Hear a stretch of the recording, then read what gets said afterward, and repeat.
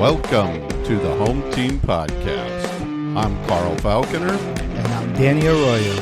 And we're tackling homelessness.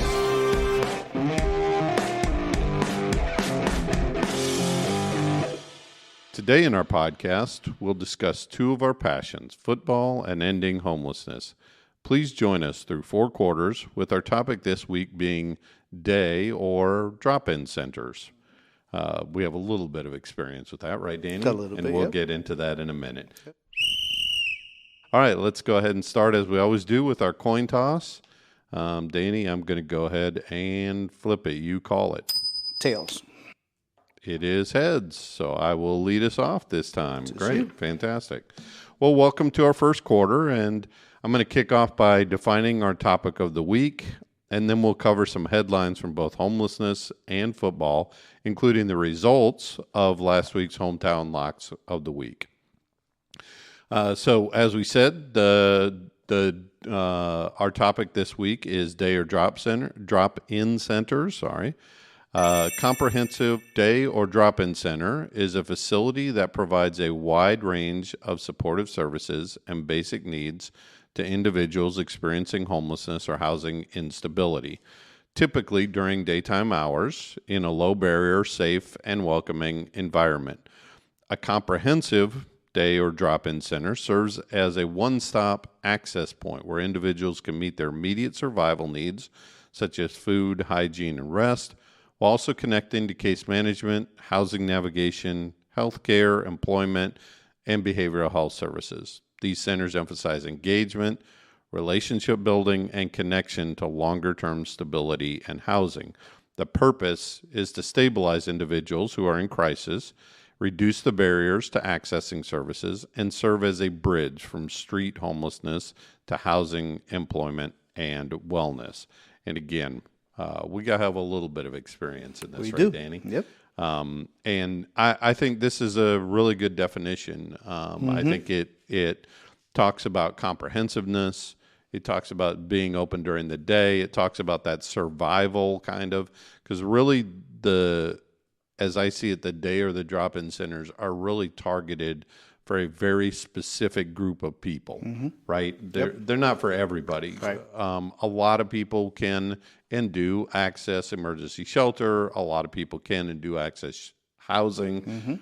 But the reality is that some people are a little more hesitant to access some of those services, and I think that's where the drop-in center kind of gets its little niche, right? Yeah, and we have our own drop-in center pathways where we provide a lot of these services, including showers and laundry, and it's a place for someone to get out of the elements, get those needs that they want, and then hopefully start working with them to get them housed. I mean, that's what the end goal of a drop-in center should be, providing all the other services. But we do a little bit of that, and we've housed a couple of people this year through the center. So, yeah. So and again, I think there have to be a lot of services there, but we'll talk a little bit more about that as we get into it. So let's take a look at some of the headlines for the homeless world. So last week, the Orlando City Council approved a $150,000 grant for the Coalition for the Homeless of Central Florida. So shelter staff can continue to provide temporary housing, meals, and hygiene kits to those brought in by OPD. Being able to give someone somewhere to sleep at night and not on the streets, we provide them dignity. As we told everyone, we're here to help and we're here to answer the call, and when we find out that there's something going on, said City Commissioner Shaniqua Rose, who represents our District 5. So it's a great grant that they're getting to provide more services, and Coalition's doing great work. So yeah, absolutely. Good. And again, it's a drop-off area, basically. Yep.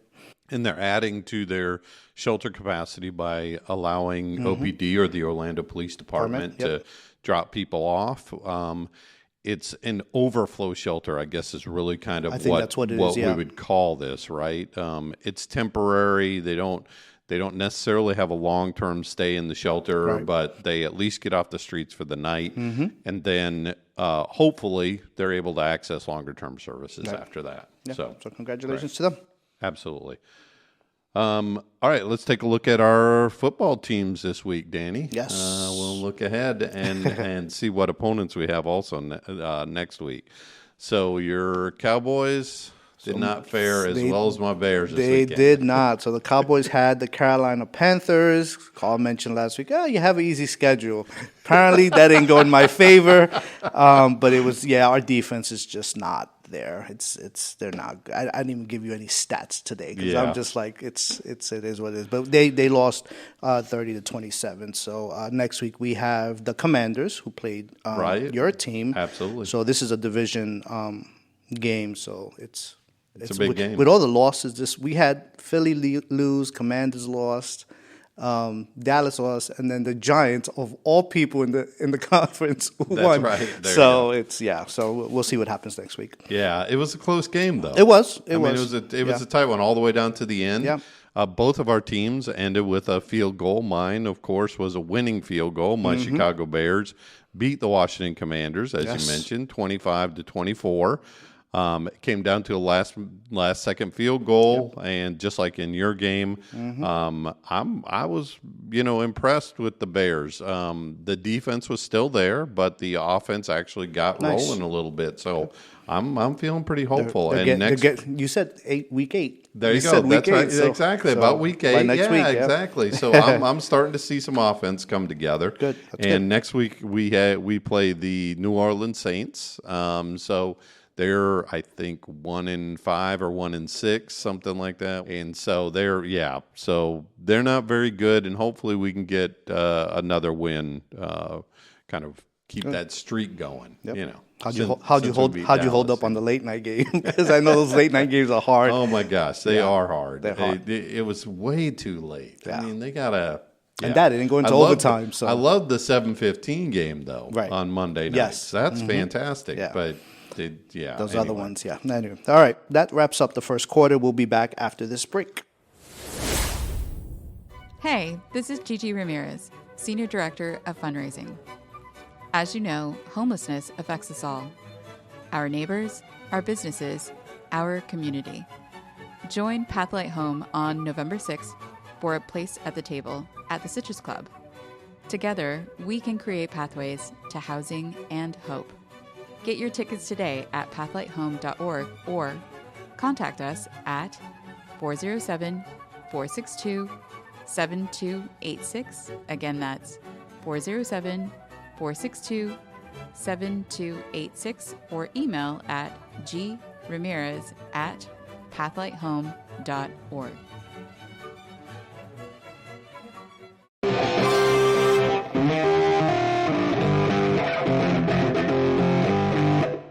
Welcome to the second quarter. We are getting a little deeper into a homelessness topic with something we call offense versus defense. We will each take turns discussing some opposing viewpoints of our topic this week. The question this week is, are day centers successful at ending homelessness? Please remember that we are trying to show both sides of the issue. These do not necessarily reflect our individual stances on these positions. So, Carl, this week you have offense and I will have defense. Absolutely. And just a reminder, are day centers successful at ending homelessness is what is the question that we're trying to answer. And so on the pro side or the offense side, the yes side, here are my my arguments or my points to make the case. Number one, they provide immediate relief, which can lead to building rapport and eventually housing conversations. Number two, they offer critical services such as laundry, hygiene, medical, and behavioral health services. And number three, they are low barrier and might get people who otherwise would not engage in services started on their journey to housing. You can think of them in this case as kind of the front door to the homeless service system. So my defense, number one, is does not provide housing, cannot end homelessness alone. Number two, risk of clients becoming stuck without clear housing pathways. Three, limited funding, staff, and capacity lead to overcrowding or reduced quality. Number four, inconsistent service quality between centers and cities. Five, fragmented coordination with shelters, housing, and healthcare systems. Potential for dependency or parking lot effect. Number six, eligibility barriers, ID, sobriety rules, behavioral restrictions. Number seven, may be perceived as unsafe or stigmatized by some homeless individuals. Funding instability threatens sustainability. And the last one, evidence of housing impact is limited. Most success comes when paired with housing programs. And those are kind of my keys. Yeah, absolutely. So let's talk about each Sure. of these kind of. Yep. Again, on the pro side, I think the pro and the cons kind of mirror each other, like obviously we do. There's no doubt that if these are attached to a housing program or they have some kind of housing component with them, it does seem that they would be more successful. But in a lot of cases, these day or drop-in centers are really isolated. I don't want to say isolated, but they're standalone. I mean, they don't get connected to housing programs directly. Now, we have an exception here at Pathlight Home because our primary service that we provide is housing.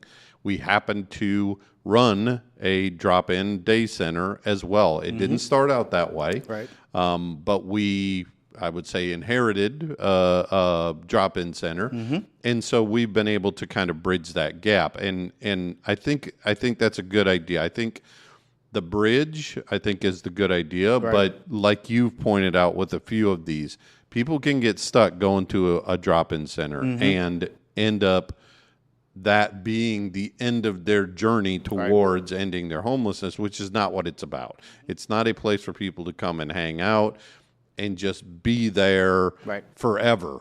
You know, eventually we've got to try and get them into those longer term services. Yeah, I think if some of these, like you said, they're isolated and they're focused on services and not solutions. That's right. And if you do that, then like you said, they will just continue coming to get these services, to get a shower, to get laundry. But I think once you get, and again, one of my defense was lack of staff and funding. That's right. And if you don't have good case managers or peer support or even that access point to start a housing conversation, then people will get stuck. They will get stuck, and it does get overcrowded, and it does, but you have to start some type of conversation with them while they're getting those services of what the next steps are. But if you don't have the housing side of it, it makes it really, really difficult because day service centers see a lot of people in the hundreds. Yeah. So just to get housing, as we've spoken before about, is very difficult to get housing because there's hardly anything out there. With us, again, it's a little different. But all these other drop-ins, it makes it hard. But you have to at least start the conversation of housing to make it work. And I think you made a really good point on your defense when you talked about some of the eligibility barriers, because that's the last thing that a drop-in center or day center should be. Is there should not be an inordinate amount of barriers to getting into the drop-in center. That's supposed to be almost like an emergency room at a hospital. Everybody's supposed to be able to go in there. But again, if you use that emergency shelter, analogy, you can't stop at the emergency shelter. If you need longer-term care, which in this case would be housing for our individuals, well, then you've got to go to the next level. You've got to get a different type of service than what you're going to get in the emergency room.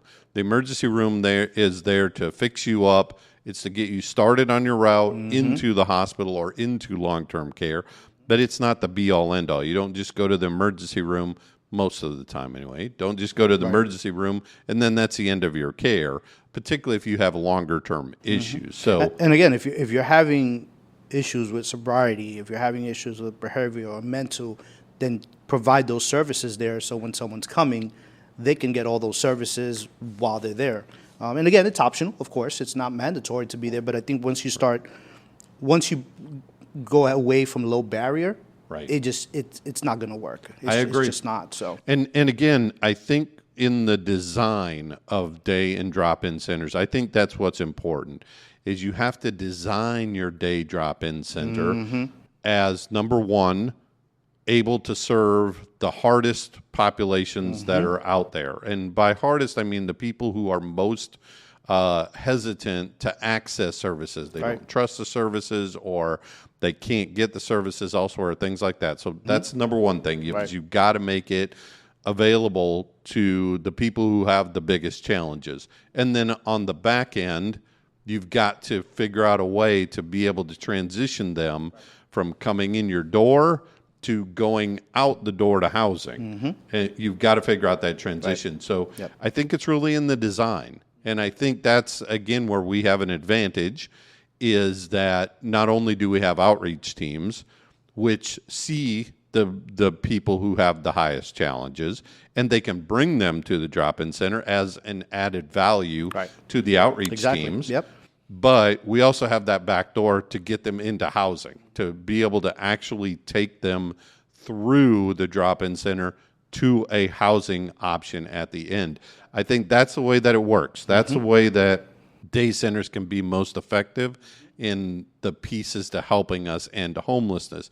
But if you don't have all those things in place, then you're exactly right. Then it runs into all these other defense things that you talked about, is that people get stuck, is that, they get into the parking lot effect, those types of things. Instead of it being that bridge from the streets into housing, it then becomes a stopping point or a wall almost. It's like a cycle that's not going to end. It just keeps going. So that's exactly right. And so one other thing that I wanted to point out, when you talked about the types of services that are provided here, I think that's one of the keys for the community to know about, is when you see someone who has a day or drop-in center, look at what statistics they are putting out and claiming as their success.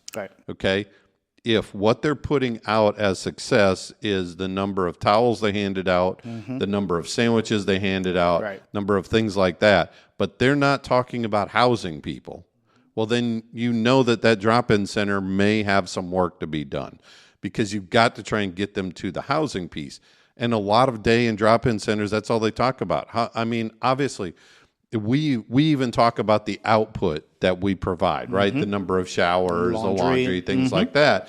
But we also talk about housing. We talk about how many people got housed out of that drop-in center. And I know you're big on that with your staff, really targeting and asking them, how many people did we house out of the drop-in center? Not just give them a shower, but how many actually got into housing because of the drop-in center? Yeah, everyone that comes through our door at the drop-in, we're here to give you all the services we're providing, but we have to have a conversation with you. We have to see what are the next steps for you to just stop that cycle, right? And then that way you can have your own shower in your own unit. You can have your own food in your own unit. You don't have to rely on us for that. Now, we're always there if you need to come back for case management or mental health or anything else. Absolutely. But we want to get you sustainable to kind of be on your own and not have to rely on a drop-in center. So, yeah. Great. All right. So Pathlight HOME's stance on day service centers is, we believe that the day centers are key to helping people who are suspicious of services get reconnected to housing. So we've made it to the halfway point, and during halftime, we want to take a moment for fan interaction and highlight an inspired quote related to housing and homelessness. So our question this week, Danny, comes from Tina. Last week, the quote was, "Home is where the heart is." How does Pathlight Home, and I would say other housing programs, how do they make the residents of its properties feel like it's their home rather than just a program or rather than just housing for them? Yeah, well, here we try to make it a community. So, because we have a lot of units, 560 units through 3 properties. So we try to engage our residents in, just everything, activities. We have, where do I start? We have bingo night, we have movie night, we have card games. Spades is a big one here. There's a lot of competition that, but we do Thanksgiving and Christmas dinners. We bring out volunteers and partners to come in and serve our residents. So we have a marketplace that they can come and shop, and of no cost, of course, but they're able to come and get stuff for their units to make their units feel like a home. So we provide as much to them as we possibly can, so they can all interact together, and just again, because they're living so close together, we want to make sure that they all pretty much know each other, and and we also have a resident council, which kind of discusses issues that we have on our properties, how we can make it better, whether security or events. So we try to engage them as much as possible, and the case managers do a great job with that here, just engaging residents to, again, we want it to feel like a community. It's their home, so yeah. Yeah, I think there's two ways to be able to do it. Ultimately, I think, like you explained, we can create our own sense of community here, and luckily, our properties are big enough where we can create a sense of community here. I mean, this is a neighborhood for them. It is. But with enough people here that they can interact, that they can do things like that. Like you said, they have outings, they do all the regular things. The second way to be able to do that is to bring the community in. And I know we do that as well with volunteers. And having volunteers like churches and other clubs and groups come here, or neighborhood individuals come here and volunteer, it allows them to get to know some people that are in the community, that are outside of our properties, and eventually, in some cases, connect with them. Go to church there, or go to a club there, or, just make friends with people, honestly, who are out in the community. So I think it's both of those ways. And I'm glad you brought up the marketplace, because I think that's a real key thing that we have here, and taking in-kind donations for people really allows us to be able to make allows us to help people make it their home, is put pictures there, put up paintings there, put up posters or whatever they want in there, make it their space, make it their home. Their home. And again, I think the other part of that is making sure that you have residents, you have properties where residents can stay as long as they need to stay. Exactly. Again, we talked a lot about how a lot of our residents transition out to other communities, and that's great. We love that. We love them moving up and moving to other places. But the reality is that people can stay here as long as they need to, and having that security and that safety and understanding that as long as they follow the rules and get along with people, they can be here as long as they need to be here. I think that's another part of making it feel like it's their home, because now they have a chance to defend something or invest in something, I guess. That is long-term for them, that they know it's not a transition. And that's what we want, is if we know that they're going to be here long-term, and, which is okay, that marketplace is a great place, because they can just grab everything they want from in there and make it their home. So when they come home every day, they know it's theirs. And it's nobody else's but theirs, and everything in there belongs to them. So absolutely. Yeah. All right. So the homeless quote of the week is by Jan Schakowsky, who is a congresswoman from Illinois. I found that a couple of days ago. But it says, "There's a lot happens around the world we cannot control. We cannot stop earthquakes. We cannot prevent droughts. And we cannot prevent all conflict. But when we know where they're hungry, the homeless and the sick exist, then we can help." So there's so many things that are out of our control. Yeah. But I think when it comes to homelessness and the hungry, and we can control that. We can address it. We can fix it. We can just not look the other way. So an earthquake, of course, we can't control that. If it happens, it happens. But when you see someone sick or someone in need, we can help. I mean, yeah, absolutely. And I have a great story for this one. So most people remember 9/11, right? And if you ask anybody who was an adult during that time, where they were, they can tell you exactly where they were and exactly what they were doing. Well, I happen to be doing outreach, right? And I say outreach. We weren't actually out on the streets while it was happening, but we had what we called intake days, where people would come into our office from the street. So we had unsheltered individuals who either knew or didn't know, and they could come in and they could meet with all of the outreach workers in our location, in our office. We had coffee there. We had, all kinds of different items and stuff, hygiene items, things like that for people to come in. But I remember specifically we were doing intake, and we were doing intake. So we had a waiting room full of people who were waiting to see all of our outreach workers. And someone came in and said something about, something's happening. One of the, towers got hit by a plane in New York, and something's going on. And I thought to myself, initially, we can't control any of those things. We've got a room full of people who are out on the streets trying to get into housing. We can't control anything that's going on in New York. Look, we'll have time to go look at all the footage and see all the stuff that's happening and all of that good stuff. But right now, what we can control is right here in our waiting room. And we just kept seeing people, people kept coming in. We kept talking to people. We kept trying to get them connected to housing, to other services, things like that. And again, it really kind of gave us that perspective. I know a lot of people stopped what they were doing and started watching the news, which is great, and that's fine. If you have the luxury to do that, fantastic. But we had a room full of waiting. We had a room full of people who were unsheltered trying to get services from us, and that's what we could control. That was the thing that we could control, regardless of everything else that was happening in the world. And we had to focus on that there. And that's what we did. We focused on them. And afterwards, we went and looked at the footage and we were, watching the news and all those kinds of things. But at that point, we really had to focus on everyone in front of you had a need. That's they right. had a need at the moment. So yeah. I heard one time someone said they were talking about customer service. And they were saying they were talking about the difference when someone's providing customer service to you. Let's say you're at a hotel or whatever, and someone's there helping you, and you've got a person standing in front of you, and a phone call comes in, and someone once said, and I don't remember who it was or where it was in my experience, but someone once said, you always deal with the person in front of you first. Let the phone ring and let the phone ring as many times as it needs to ring, but you always deal with the person who's in front of you first. And again, to me, that's what this saying is about. It's about controlling what you can control, what's right in front of you. Take care of that first.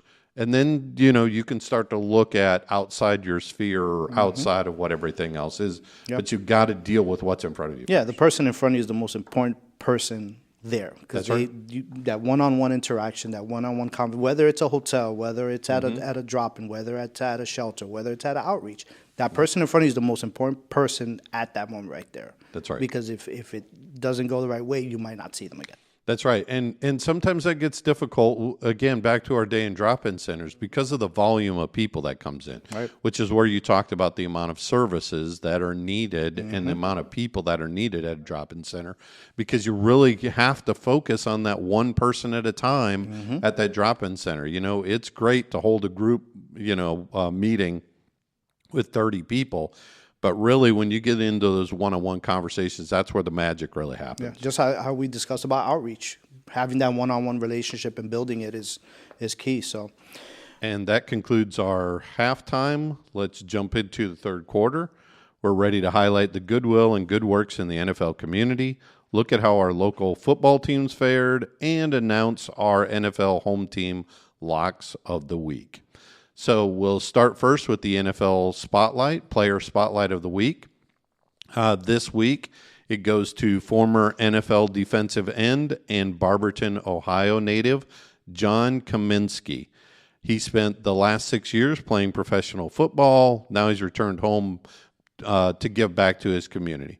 Kaminsky, who was a fourth-round draft pick in 2019, spent time with the Atlanta Falcons and even the Detroit Lions during his playing career. But even as he played away from home, he always made his way back to give back.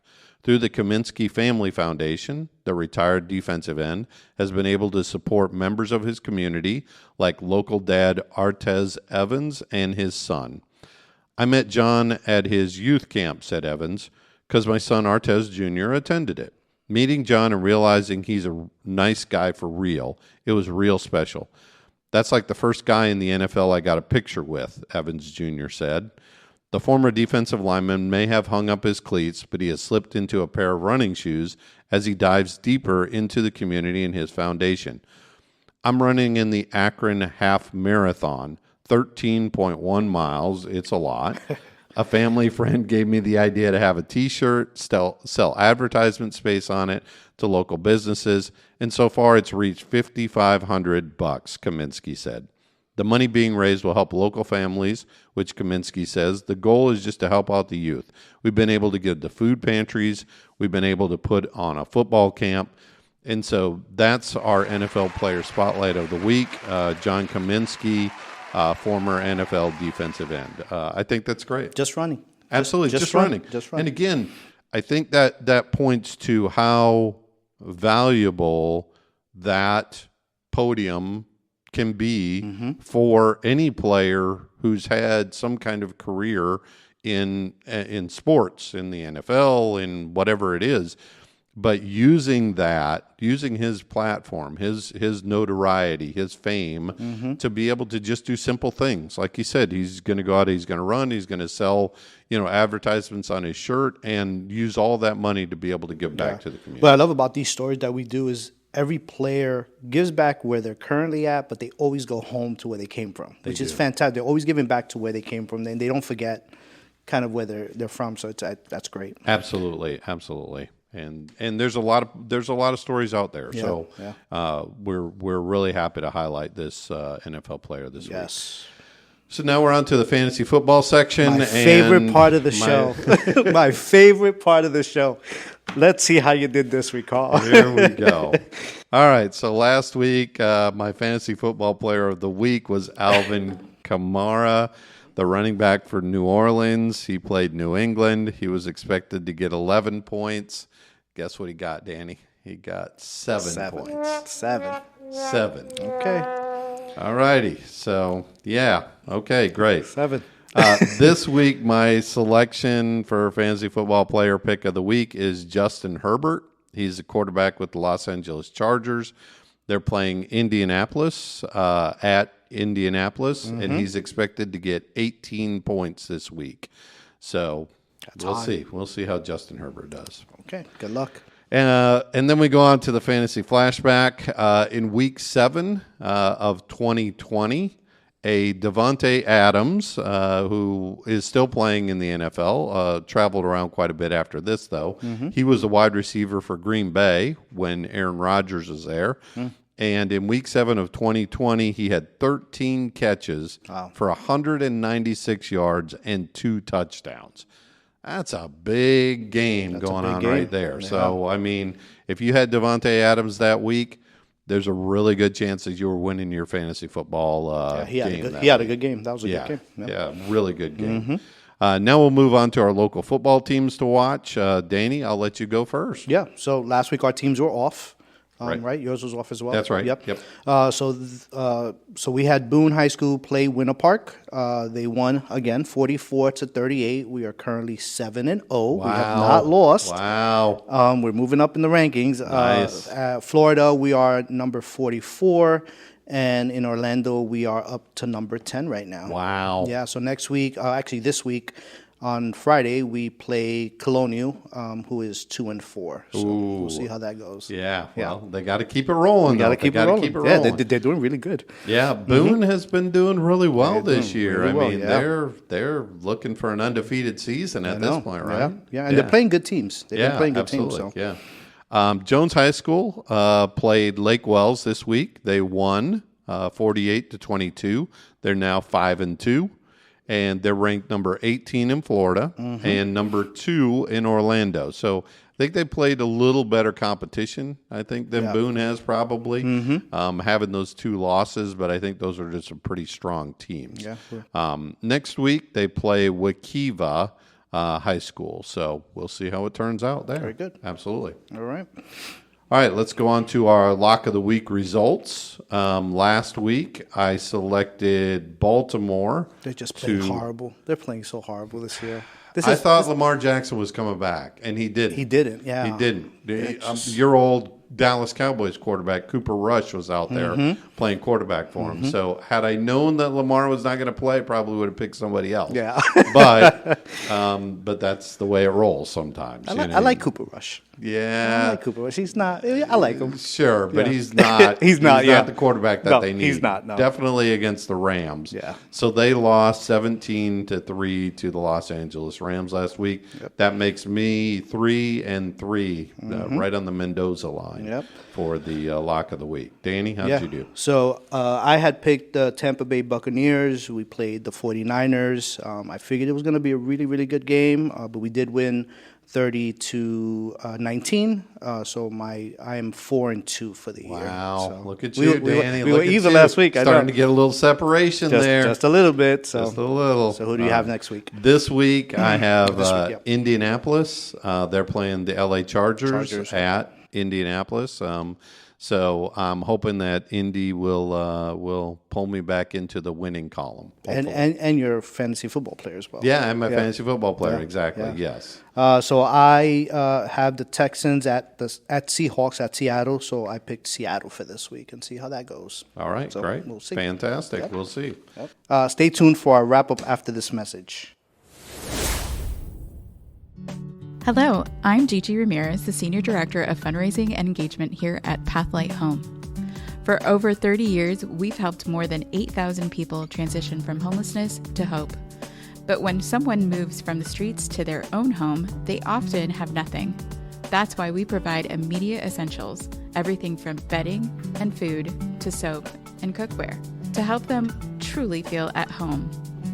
Beyond housing, Pathlight offers career training and supportive services, like our 12-week culinary program, helping residents gain skills, find jobs, and rebuild independence. You can be part of the story. Volunteer your time, donate essential goods, or become a monthly Pathlight hero, ensuring every neighbor has a chance to thrive. Visit pathlighthome.org to donate today.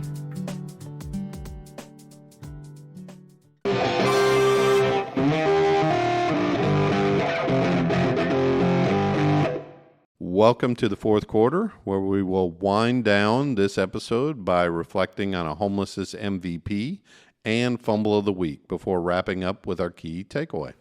All right. So the MVP for this week is the state of New Mexico. They are looking to be the first state to make child care free. The program, which will start in November and expected to save families $12,000 per child annually, and is available to all residents regardless of income.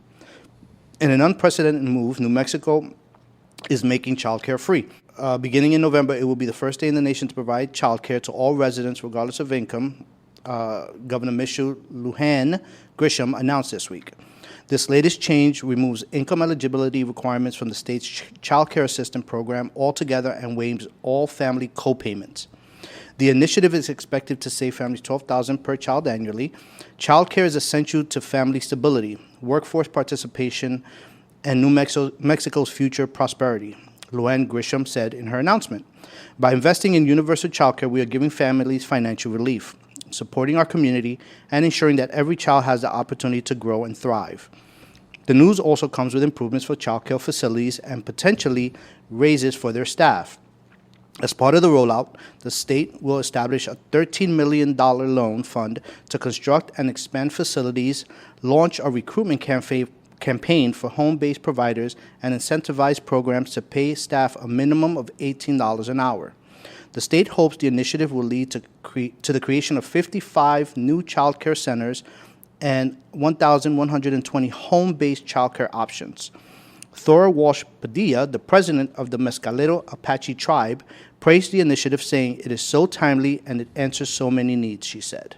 That's fantastic. Free childcare, like, whoa. Can you imagine that? Yeah. And I know that's one of the biggest barriers that people have to staying housed is childcare. Childcare gets so expensive. I mean, and if you have to choose between good childcare and paying for good childcare or medications or food or any of those other things that people struggle with, any of the other high ticket items. I mean, it's really, really challenging. Yeah. And so for them to be able to offer free childcare to everyone, That is great. I'm interested to see how their evictions are affected by this. Hopefully, it lowers the amount of evictions that people have and maybe even lowers the amount of homelessness that happens. One of the biggest reasons why particularly single mothers or single parents can't get employed and can't get rehoused is because of childcare, lack of childcare. And being able to find it, making it available, first of all, and second of all, affordable, and then third of all, quality childcare. I mean, all three of those things lining up for you are really, really substantial for you being able to get. The younger the child, the more expensive it is. Yep. And again, people who are making very low income, most of that money goes to childcare. That's right. And you still got to pay your rent. You still got to pay all these other things. So the fact that they're doing this is fantastic. Yeah, absolutely. That's a lot, $12,000 per child annually. That's a lot. So that's a lot. Yep. Now we'll go to the fumble of the week. The fumble of the week is the city of Ocoee, which is here near Orlando. It's a smaller city on kind of a suburb of Orlando, if you want to think of it that way. Mm-hmm. They have stepped up their arrests of homeless people for sleeping outside. This story was originally published by the West Orange Vox Populi. And the story goes, 5 unhoused people, mainly white men in their mid-50s, recently were picked up by Ocoee police for violating both the city's ordinance and the state law against camping on public property or on private property without permission. Ocoee police appear to be stepping up the arrests of people who are homeless in the first 8 months of 2025 after the punitive measures of the statewide camping ban went into effect. That was January 1st. Allowing any resident, business owner, or state attorney general to file a lawsuit against a municipality for not enforcing the ban. During that time frame, the first 8 months, no arrests were made in Ocoee, according to a review of the public records. But then, in a 3-week span between August 28th and September 15th, there were 5 arrests. So no arrests for 8 months, and then in 3 weeks, 5 arrests. Asked what was driving the recent spate of arrests, the Ocoee police mailed Vox Populi, who did this article, the following statement. The Ocoee Police Department responds to calls for service based on complaints from the public and officer observations.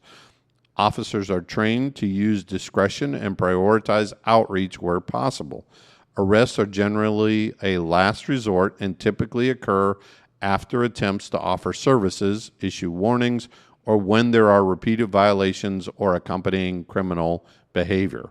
Ocoee police told Vox Populi in an earlier email that in each recent case, the individuals were previously warned multiple times and informed of available shelter options and support services, including resources from our victim advocate.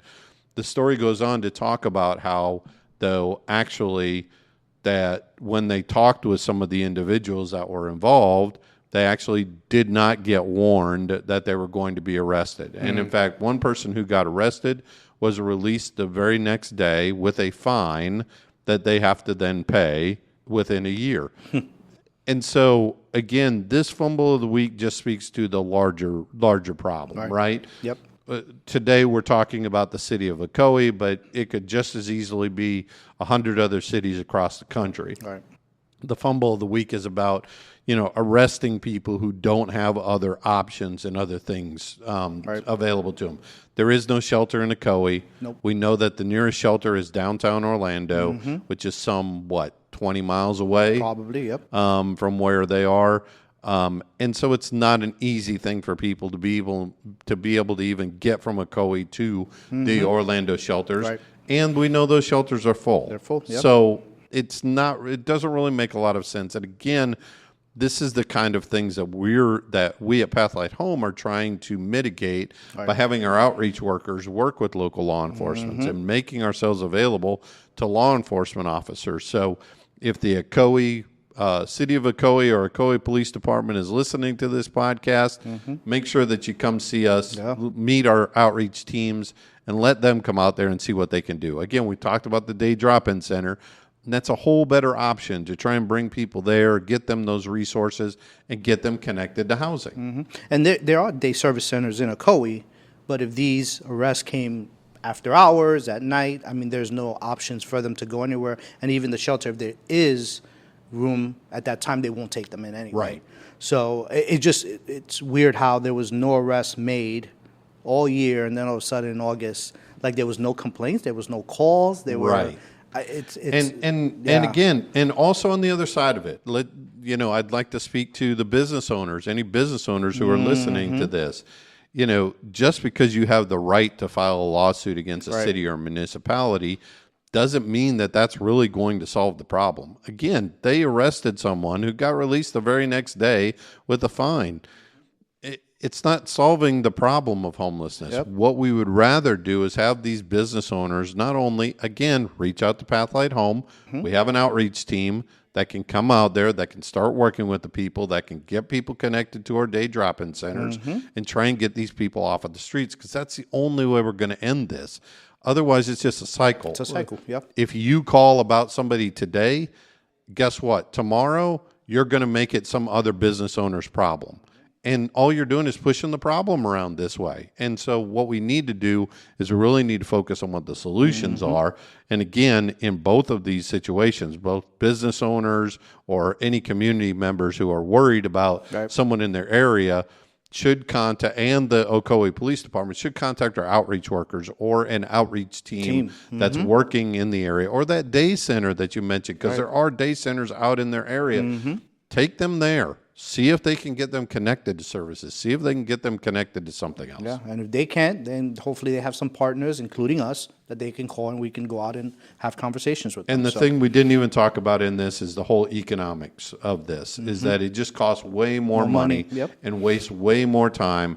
You've got, the Ocoee Police Department has got to have better things to do than trying to go around and arrest individuals who are homeless for being homeless, basically. Yeah, definitely.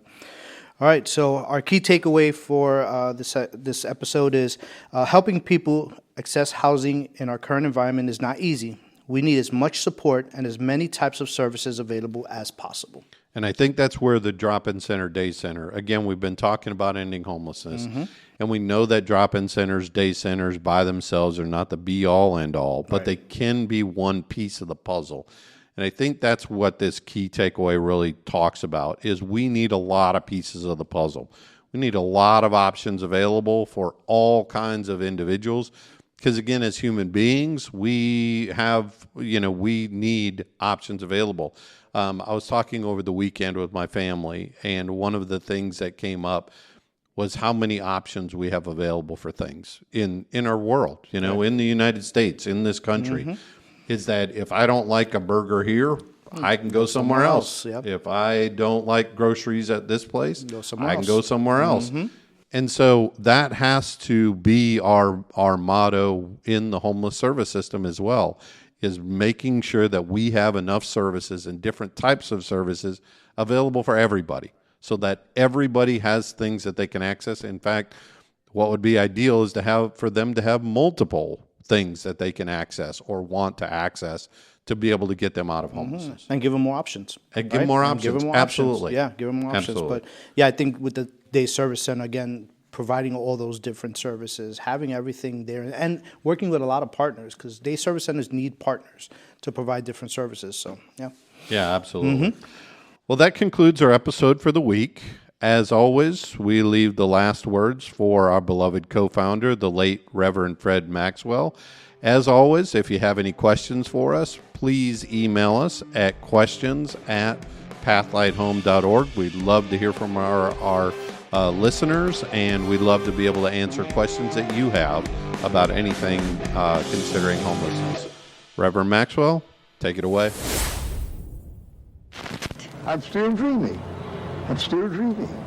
That we will become able and sufficient to increase the housing of homeless. This is merely a beginning.